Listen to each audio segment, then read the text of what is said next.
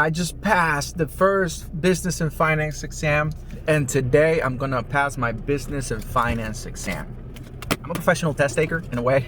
I have my real estate license, I have a mortgage loan originator license here in the state of Florida. Those exams you take without books, all right? Those exams you take just by knowledge, by reading, learning, practicing, and then going to the test. This exam you take with a book. Nevertheless, the book is this big, so the amount of questions that you have coming up are a lot difficult, and that's why they provide you with a book.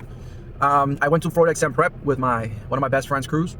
In my life, I was working for a big company, real estate company. They purchased big mobile home communities, and I was working actually as a project manager, bringing value to those communities, and then they will have the ability to refinance and whatnot. And I'm like, yo, this is right in my spectrum. I've been dealing with real estate. I work construction myself for so many years. Like, I have the experience. Now I'm dealing as a project manager, more like a foreman, going to site and making sure, and the investment that I was doing was huge. I'm talking millions of dollars.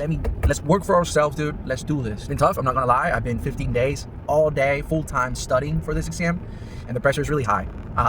But I'm excited like anything, I'm sure this is gonna be one of those uphill moments that I'm gonna remember for the rest of my life. So I took a few simulators. I think I was doing great, and one of the hardest one for Cruz, I got 74%.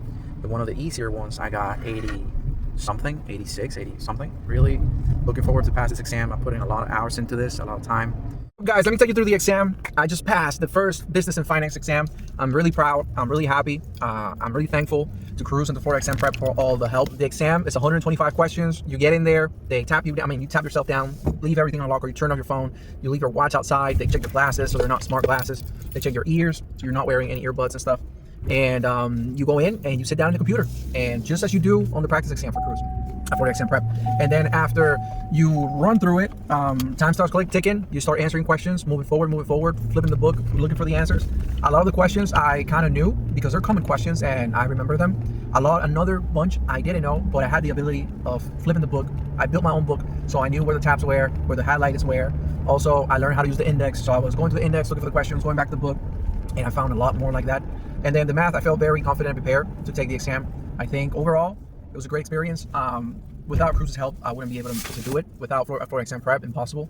So kudos to you and to Florida Exam Prep, guys. It does take time. It does take hours. You have to build your own books. If you want to pass this the first shot, you have to build your own books. You have to go through every video. You have to learn how to, how to handle questions. The questions ask you for something, and you reading the question say, okay, which book do I need? What is it asking me for? So just looking at the questions, you can say, okay, this question says shall. It's talking about the architect, AIA. And then from there, you grab your AIA documents and you think, okay, is it talking about the bidding process? Is it talking about the contract? Is it talking about the subcontractor? Okay, so it's talking about the subcontractor, shall architect. So definitely is the final chapter there for the subcontractor. I don't remember right now the number. I'm burned out. After that, you look at the index if they have an index. If not, you start flipping pages and looking at the titles. And for example, it's talking about, I don't know, termination of contract. So you look at the end when you're terminating a contract for some reason. It should be at the end, right? So you look at the end and here, termination of contract, whatever, 8.1, 8.2, 8.3. Oh, here, boom. 8.5 is the answer. It has 13 days. 13 days, next question. That's the way to do it.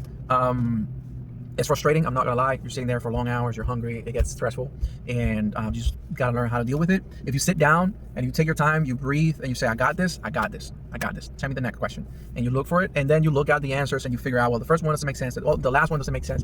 I'm gonna look for that third one in the book to see if I find it. Ooh, here it is. I'm not sure. Let me look for that middle one.